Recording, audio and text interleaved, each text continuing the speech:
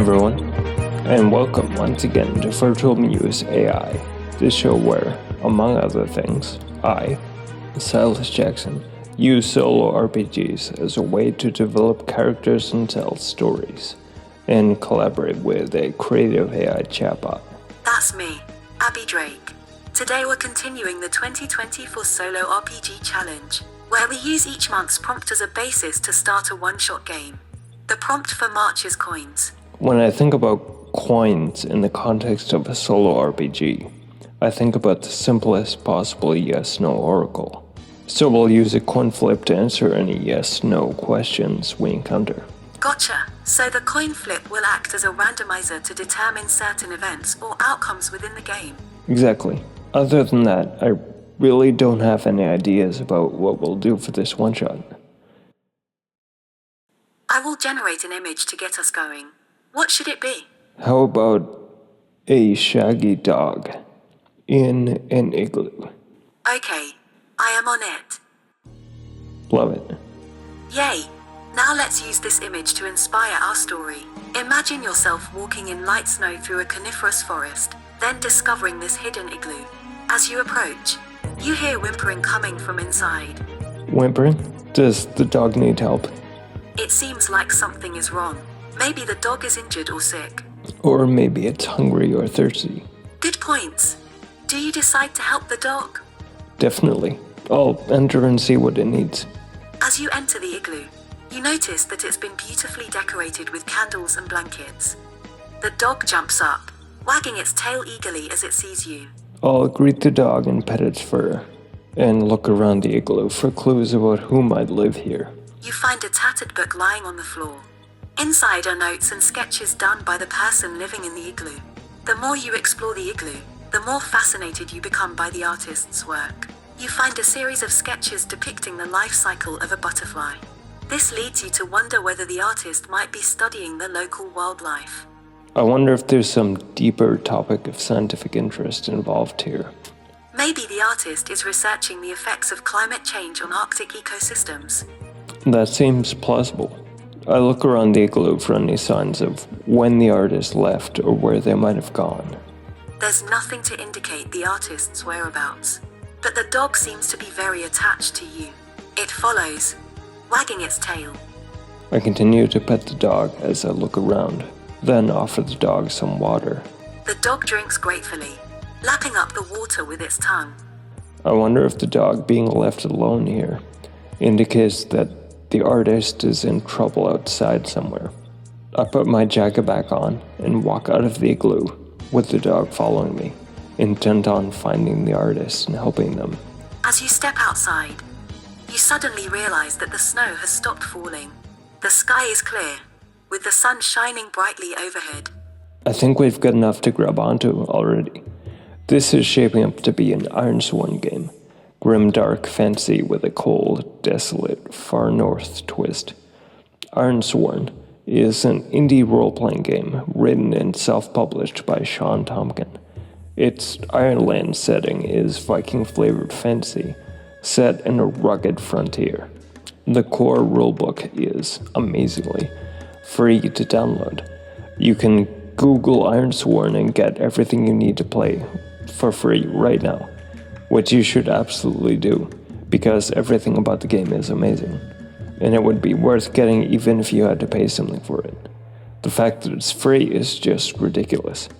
So we'll make this an Ironsworn one-shot, and we'll develop our character further, according to the Ironsworn rules. And maybe the dog could even play a role as a companion animal, providing valuable assistance during adventures. Good point. In Ironsworn parlance, our character will have an asset to represent the animal companion. How about names? What do you imagine the characters' names are? Let's see. The heroine could be named Era, which means snow in Welsh. Her loyal companion could be named Kari, which means beloved in Scandinavian folklore. Alright, our hero is Era, and we know she's out here looking for whoever has been staying in this remote igloo, studying something which is having an effect on the life cycles of plants and animals. I think I already see where this is going, But first, when starting a new Ironsworn campaign, there's a series of truths to establish about the world you're building. I don't think we'll go through the entire truths workbook for this short one-shot, because we don't need that much detail. We'll just do a very quick, truncated version of setting truths for our world. Is the world strictly realistic, or will we have some magical, fantastical elements? I think it's more compelling if there are at least some supernatural elements. I agree. We'll have a little magic present then. How about non-human races, like elves and giants and stuff? Actually, forget I even asked. Of course we'll have fantasy creatures. Why in the world wouldn't we? And ice elementals. Obviously. Ice elementals, snow dragons, yetis, etc. The classics. If you ever have an opportunity to put a snow dragon into a story and you don't, you're objectively wrong. I think this is enough. Our Ironsworn-powered one-shot will be in a grim, dark fantasy Arctic frontier setting, with some magic, and various sapient, non-human races roaming around. Our action opens in a region of the Irelands called the Havens. The Havens are roughly in the center of the peninsula, with a coastal region to the south, dense wild forest to the west, mountains to the north, and marshland to the east. The people here live in a lot of separate, distinct settlements, but are loosely connected by cultural identity and economy. They share the inland lifestyle, which makes them distinct from the people on the seacoast, who are nautical and live or die by what's going on with populations of marine creatures and weather on the ocean. In the Havens, they're culturally farmers and live in permanent walled settlements, so they're also distinct from the people to the east, where the marshland is not arable and people are semi-nomadic, and probably move around with the seasons or along with the patterns of migrating animals and stuff. They might even have a different language. In fact, let's say they do, because that will be more interesting if it comes up. The people of the Havens extend almost as far west as the deep wilds, where the elves live and make incursions into human settlements if they push too close. They extend as far north as the tree line in the foothills of the mountains, where the elevation gets great enough that there aren't trees anymore. That marks the edge of human lands. Beyond that point, there are too many giants for humans to try and settle on the rocky slopes. Winters are long and springs are stormy. Starvation is a very real and present danger for everyone in the Islands, even in the Havens, which are, relative to the rest, the most hospitable part of the harsh peninsula. One string of bad luck could mean extinction for a settlement. Because life is so precarious and supernatural influences are pervasive, the people of the Islands are very used to dealing with invisible and mysterious forces to secure the necessities of daily existence.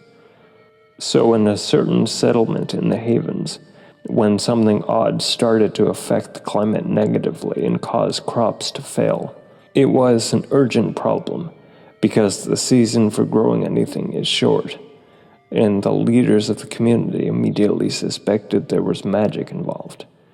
The wise man of the settlement had a dream, which told him something was going wrong in the northeast, in the hinterlands, and whatever was happening there was somehow connected to what was happening to the crops. The wise man and his loyal dog left the settlement and journeyed northeast to discover what was going on. He wasn't seen again. That was over a month ago. The weather is getting worse. The winter is coming fast. The people in the settlement are not only worried about going hungry during the winter months if the problem isn't resolved, they're also worried about the wise man and what might have happened to him. That's how Era ended up being sent to find him.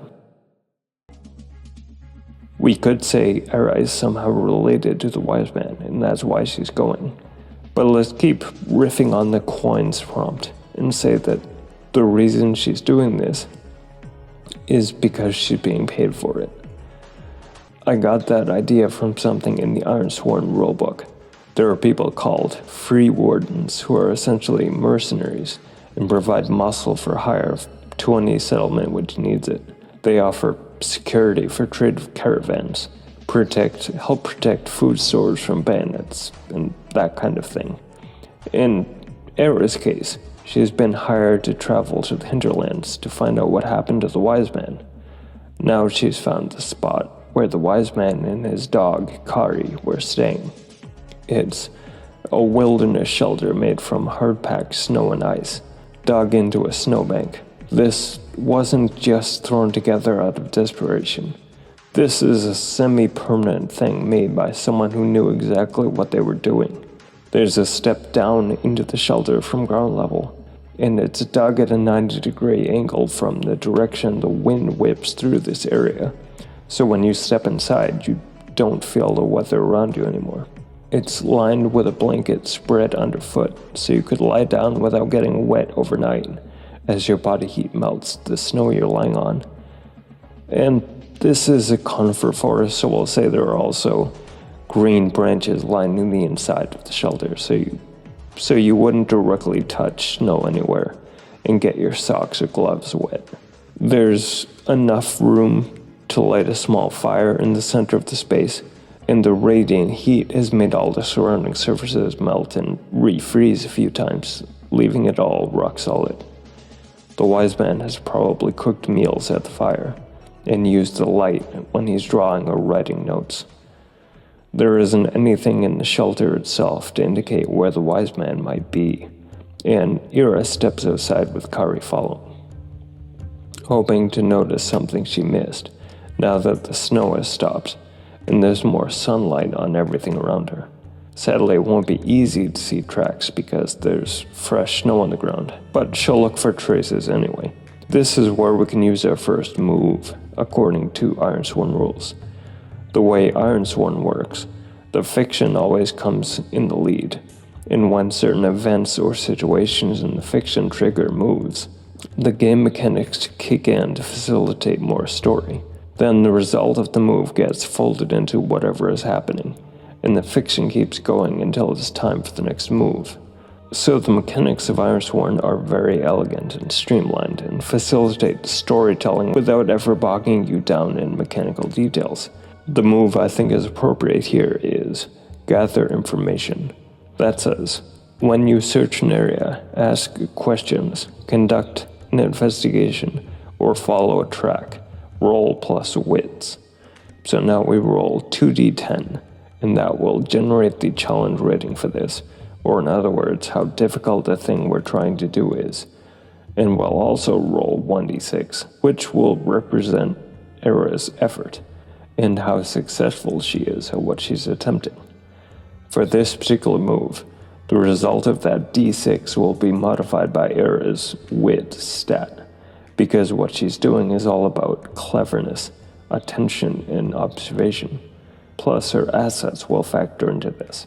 She's got Kari with her, which means when you gather information using your hound's keen senses to track a quarry or investigate a scene, add +1. When you're creating character in Ironsworn, you get to choose 3 assets for them. These represent skills or items they have, or knowledge they can draw upon, to influence what they do and how they perform in different situations. Ira has the hound asset because of Kari, and I chose 2 others for her as well. I picked Shield Bearer because I imagine she has a shield which will factor into combat. I also picked Spiritbound because that gave me an idea. I'm thinking, how about in this culture she's from, newborn children are bound to the spirit of an ancestor who provides guidance, assistance, and a sense of connection to their lineage. The ancestor is chosen by the parents, sort of like a godparent, except picked from their forebears. That's a fascinating concept. It adds a deep and personal layer to the characters' backgrounds and relationships. Do you think there should be some kind of tangible thing connecting the newborn to the chosen ancestor? Yes, I think that would be a great addition.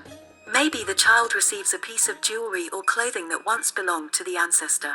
Or maybe the child's name is specifically chosen to honor the ancestor.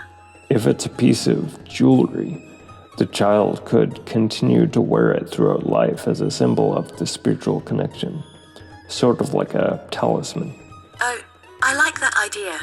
It gives the item an important role in the story and creates a physical representation of the bond between the child and the ancestor. Since this is Ironsworn, we could connect that to the folklore we're imagining. Maybe it's believed iron can be charged with magic or spiritual energy in a way other elements can't be. I also like the idea of children being named after their guardian. Maybe the ancestor's name is used as a middle name for the newborn. What a lovely tradition. It fosters a sense of continuity and honor in the family lineage. It's a beautiful way to pay tribute to those who have come before. What should Era's guardian ancestor be named? How about we use the name Kiviak? In Inuit folklore, Kiviak is a heroic figure who journeyed far and wide to bring knowledge and wisdom back to his people. He's revered as a cultural hero and a symbol of resilience and ingenuity. Perfect. That gives me another idea. When we create a character in Ironsworn, they get a background vow, which represents what that character is focused on doing in life, regardless of whatever is happening at the moment in the current story. I left that blank for Era because I figured we wouldn't have any use for it in a quick one-shot. But maybe her background vow can be to live up to the larger-than-life ancestor she's bound to. But that brings us back to the spirit-bound asset and why it matters now. She's trying to gather information, and her asset says, when you consult with the spirit to secure an advantage or gather information, add +1. I'm not actually sure if in a situation where two assets could apply, you're supposed to use both or choose one, but in this particular situation, it makes sense to me that she could draw on both these things at once. So we'll split the difference and apply both bonuses, but only take one of the rewards for using these assets if we succeed. Now the roll. This will be 2d10 for the challenge rating, then 1d6 +4 for Era's stat and the assets she's using. Our d10s are 8 and 7. Our d6 is 6 +4. That's 10 with our modifiers, so she scores a strong hit because her action score is higher than the numbers on both d10s. In other words, she's very successful at what she's trying to do. On Gather Information, a strong hit means you discover something helpful and specific. The path you must follow to make progress is made clear. So she discovers something helpful and specific. That sounds like literal tracks leading where she needs to go next. With fresh snow over the tracks, I'm sure they aren't that clear to see, but Era can still find them. Also, I think it's more than that. She sees that the wise man and Kari left together, and Kari came back alone. Era immediately understands what a bad sign that is. She knows a loyal dog wouldn't just leave its human behind in some kind of danger or distress. So if Kari came back alone, that means something happened to the wise man, and there was some kind of forced separation where Kari couldn't follow. She has no idea what that might have been, but it's ominous. She stays alert and starts following the wise man's trail. The way we keep track of stuff in Ironsworn is with a uniform progress bar of 10 empty segments, no matter what we're doing. We decide how difficult or complicated something is going to be by changing how many segments of the progress track we'll fill in each time we reach a milestone. The more of the progress track we fill with each milestone, the fewer milestones we'll need. The less of the progress track, the more milestones. You can see how doing it this way keeps it simple, but still offers a huge amount of flexibility. Plus, it integrates the fiction and the game mechanics in a very streamlined way, because we use the fiction to define what the milestones are. So the way we'll track Era's progress here is by considering this a journey, and making the move undertake a journey as she starts following the wise man's trail. That move says, when you travel across hazardous or unfamiliar lands, give the journey a rank, then roll plus wits for each segment of the journey. We'll call this journey Troublesome, the lowest difficulty rank, so we get to fill 3 progress boxes each time we reach a milestone. That's because I don't want this to be a long or complicated thing, and giving it that rank will ensure that we only have a couple milestones that we have to get through before reaching some kind of resolution. So now we make the move, undertake a journey, rolling plus wits again, this time without the help of our assets, because they don't do anything for us in this particular circumstance. 7 and 9 on our d10s, 2 on our d6. That's a miss, because our d6 action score, even with our stat, doesn't exceed either of the numbers on the d10s. For a miss when undertaking journey, it says, you are waylaid by a perilous event, so something bad happens to them. I think a sudden blizzard could add a thrilling element of danger and uncertainty to the story. Perhaps as Era and Kari trek through the snow-covered landscape, the blizzard suddenly descends upon them, obscuring their vision and making it difficult to find their way. I like that. Maybe being unable to rely on seeing the trail herself, Era has to trust Kari's senses and follow behind the dog. Absolutely.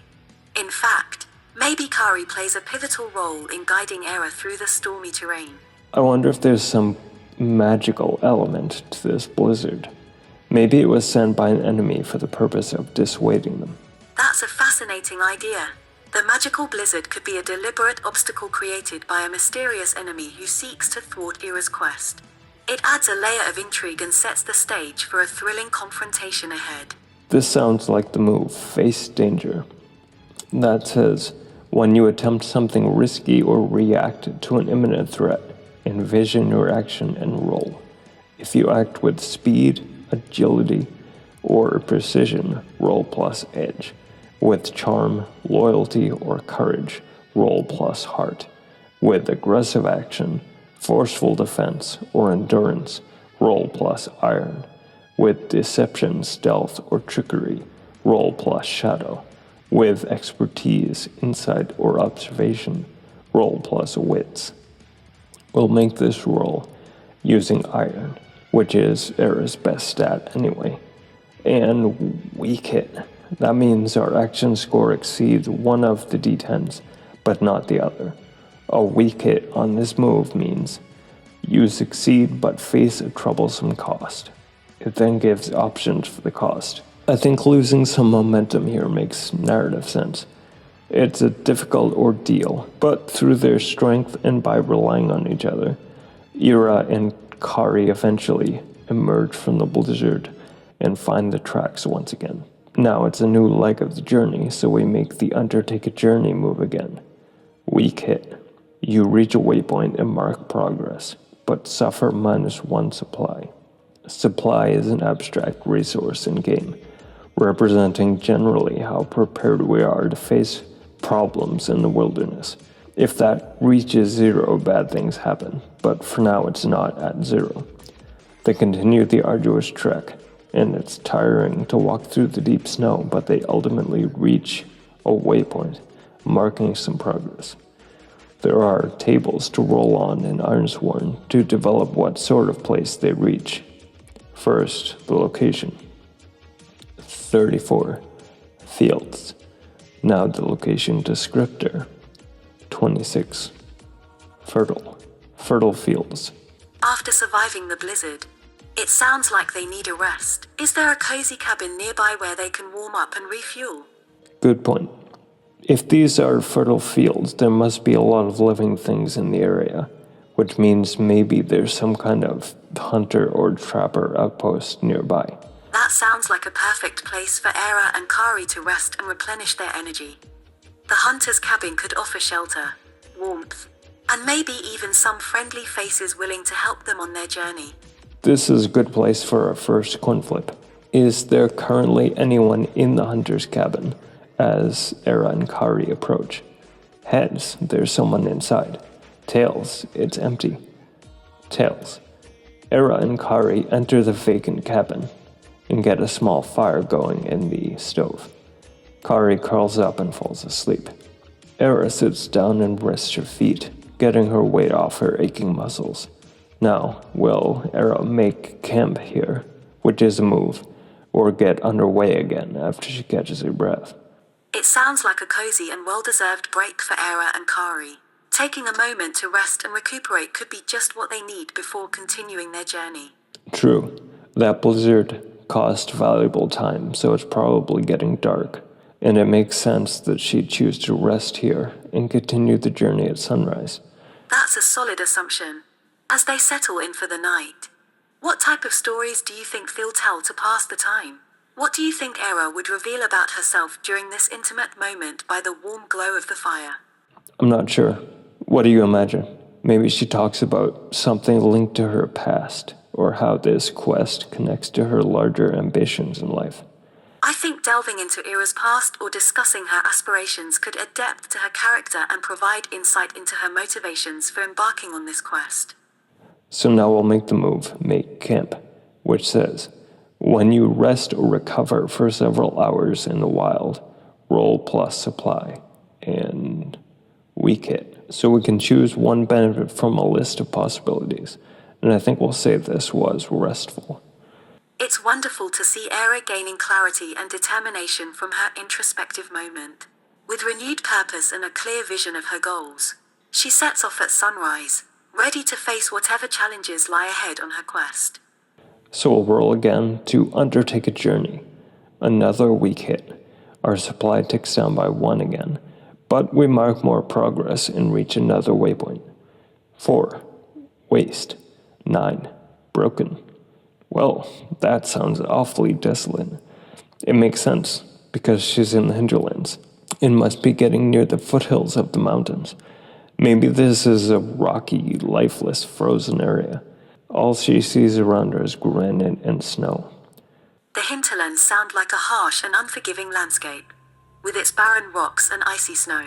Era and Kari must navigate through this challenging terrain, testing their resilience and determination. Let's continue the journey. Another weak hit. Geez, we're burning through our supply frighteningly fast. But we're now at 9 progress on this journey, so I think it's a good time to try the reach your destination move. That's a progress move, meaning we won't roll a d6 to get an action score. Instead, we'll use our progress number and compare that to the challenge dice. 8 and 9. Weak hit. You arrive but face an unforeseen hazard or complication. We'll worry about that in a second. First, arriving in this case has to mean we find the wise man. So we'll use a coin flip to determine if we find him alive or find his remains. He's alive. So he's here and alive. Why was Kari forced to leave him then? Well, our unknown enemy sent a magic blizzard after us. So it's fair to say that they have ice-themed magic. Let's say the wise man is frozen in magic ice. Perhaps Era taps into her ancestral magic to unlock the secrets of thawing magical ice. Ooh, I like that. Era takes her iron necklace in one hand and places the other hand on the ice. She whispers a prayer, drawing on the ancestral power bound to her. The power flowing out of her struggles against the magical stasis holding the wise man where he is. She sees color return to his cheeks, then a crack moves through the block of ice holding him. It shatters, and he doubles over gasping. Era collapses, exhausted, and blacks out. She wakes up in a small cave with Kari curled up against her, and sees the wise man has made a little fire for them all. He's sitting at the fireside, and notices her waking up. As Era awakens, the wise man greets her with words of gratitude for freeing him from his icy prison.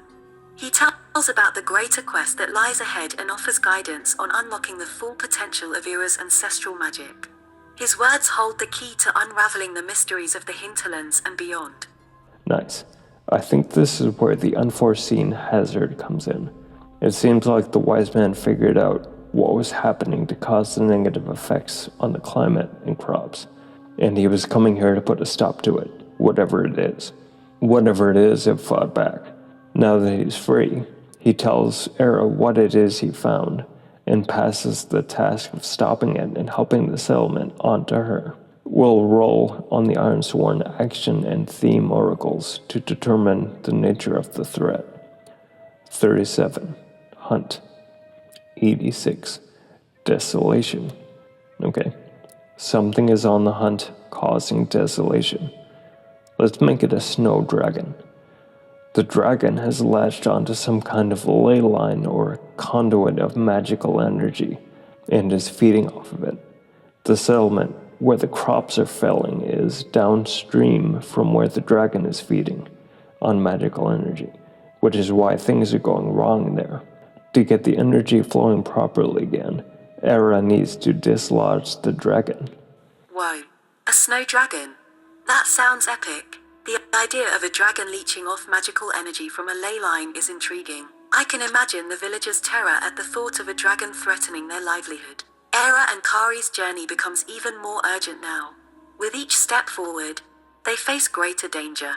Yeah, I imagine the dragon is too great a threat for her to fight it directly. How do you imagine she'd drive it away then? Since the snow dragon feeds on magical energy, perhaps Era can force it to leave by weakening its source of food. She could use her ancestral magic to disrupt the ley line. This would require careful planning and execution, as any misstep could cause more harm than good. That's a solid idea.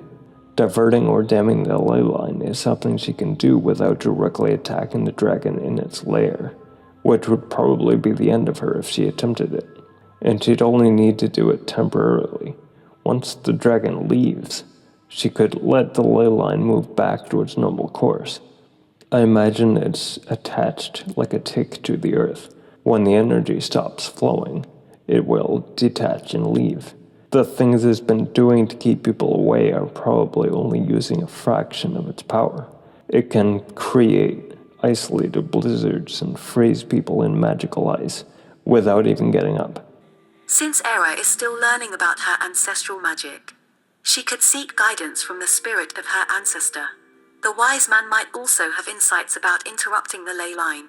Era could consult with both sources to come up with a course of action. So let's roll on the action and theme oracles to develop the broad outlines of the plan. 56. Resist. 14. Duty. Resist duty. Who is resisting duty? Or maybe someone is doing the duty of resisting. I like that better. Maybe by gathering enough ancestral magic power, it will be possible to temporarily resist the flow of the ley line and get the dragon to detach. We'll say the plan, broadly, will involve climbing into some snowy foothills upstream from where the dragon has its lair, and summoning enough spiritual force to block the flow of the ley line for long enough to cause the confused dragon to detach and leave. After it leaves, she can release the flow of the ley line, and the energy will get to the settlement where it belongs, and allow crops to grow normally. We'll start by having her swear an iron vow to do this. That move says, when you swear upon iron to complete a quest, write your vow and give it a difficulty rank. Now we'll use the progress of this vow to track how everything is going. I'm going to call it troublesome. Narratively, this is an extreme or epic thing she's doing. But mechanically, I don't want it to go on for a long time before we can resolve it one way or the other. So in terms of measuring progress, we'll keep it small and simple. We'll roll for her vow. The challenge dice are 2 and 10. Her action score is 5. Weak hit. That means you are determined but begin your quest with more questions than answers. She grasps her iron necklace with one gloved hand and swears to do this, but she doesn't feel nearly as confident as she sounds. Of course Era feels scared and uncertain, but she pushes through anyway. Her determination comes from the belief that she needs to protect her people and restore balance to the land. She knows that taking on the dragon won't be easy, but she's willing to risk everything to achieve her goal. The first part of this plan is climbing into the foothills and getting into position, without the dragon being aware of it and figuring out what she's doing. That sounds like face danger. Challenge dice, 4 and 1. Action score, 6. Strong hit. She avoids the specific hollow in the foothills where the wise man says the dragon's lair is and loops around it. We'll also fill in progress on her vow. Now she needs to commune with the spirits of her ancestors and draw enough power into herself to block the ley line. I think that sounds like the move Compel, which says, when you attempt to persuade someone to do something, envision your approach and roll. She'll make that move. Challenge dice, 1 and 6. Action score, 6. A weak hit. They'll do what she wants, but they ask something in return. Well, that's dramatic and intriguing. We'll leave it unanswered for the moment what the spirits want in return, so we have that narrative thread to pick up on at some other time. And we'll mark progress on her vow. She's in position, and she's gathered as much magic to herself as she can. Now she drops to her knees and slams her hand against the frozen ground, throwing a bolt of energy into the earth, which she hopes will temporarily scatter and dissipate the flow of the ley line. This could cause more harm than good, so it will be another face danger. We'll roll that and 8 and 6 on the challenge dice. 8 for her action score. Weak hit. She pays a cost, but makes progress on her vow. It's now at 9 boxes of progress, so we'll try to fulfill it. Challenge dice. 1 and 3, strong hit. Her quest is complete. A massive shock wave blasts out from her. The snow is blown clear in a wide circle. The ice groans and echoes across the mountains. Rock formations crack and collapse. Farther down the slope of the foothills, an avalanche kicks off.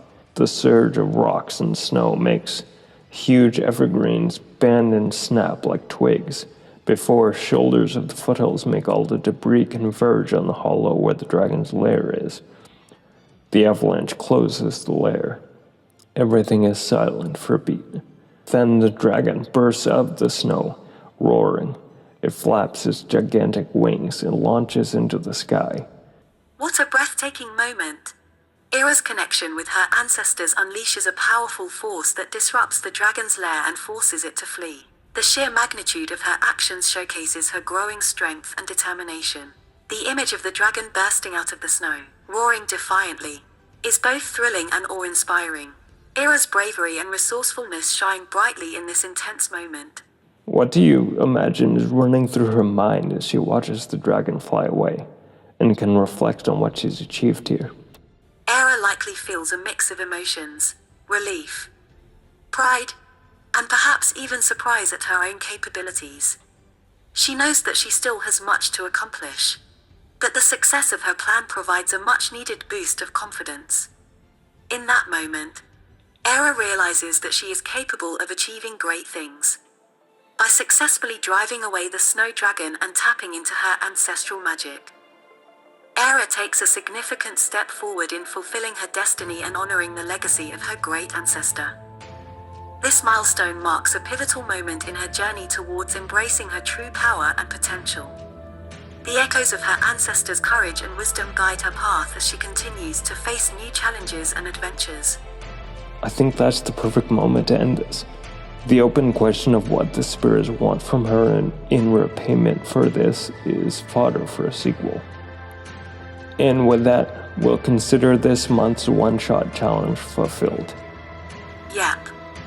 That sounds like a beautiful and cinematic ending. The image of the dragon soaring into the distance against the backdrop of the vast snowy mountainscape captures the essence of Ira's triumph and the beginning of a new chapter in her journey. It leaves viewers with a sense of wonder and anticipation for what adventures lie ahead for our courageous heroine. We hope you enjoyed this video. If you did, and want more, click subscribe. See you next time.